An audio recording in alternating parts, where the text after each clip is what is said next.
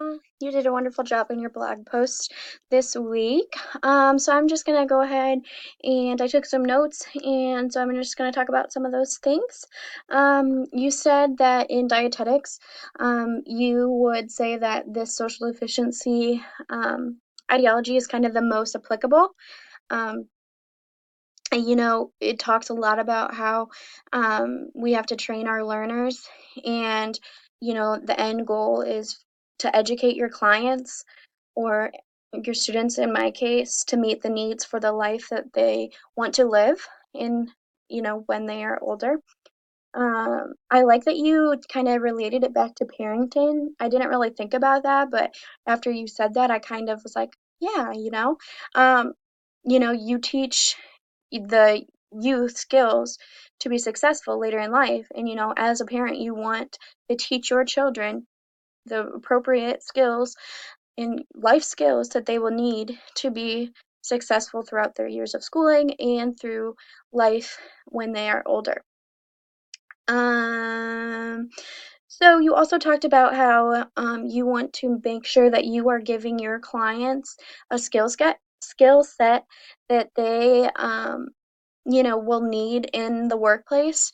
Um, you talked about how the end goal is pretty much to make sure that they can do something by themselves. So you go through all of your appointments and your sessions with your clients, and the end goal is that by the end they'll be able to do things on their own when you're not there. Um, so, I mean, I can relate that back to my students as well. I'm not always going to be there for them. I teach special education, so, they are very dependent on me for a lot of things. And, my goal as a teacher is to be able to teach them steps and skills that they will then know how to do a certain task independently. So, I kind of related with you with that. Um, you talked about competencies and how they're vital in your dietetics field. I agree with you. I think that in order for, if I was going to a dietitian, I would want them to be competent in what they are teaching you or teaching me. And so I agree with you that, doing those things in your practices, you have to be competent in those things, and it'll help you to take your tests at the end. You also talked about the engagement of learners, and how that's important, because if your clients or my students are engaged, and then that will help them to gain mastery of the skills. You also talked about objectives. I agree with you that and you have to have objectives in order to reach goals.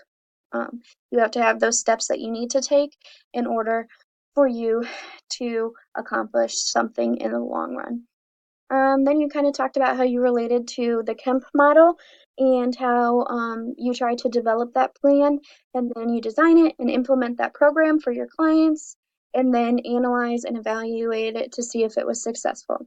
And I think that as teachers, we do the same thing. We think of um, something, and then we develop a plan or a lesson, and then design it and implement it or teach it, and then we have to sit back and reflect as teachers and analyze it, the assessment, and see if it was successful and if the students learned that particular skill. um, then finally you talked about how behavior change is very relevant in dietetics, and how the social efficiency ideology is kind of all has a lot to do with behavior.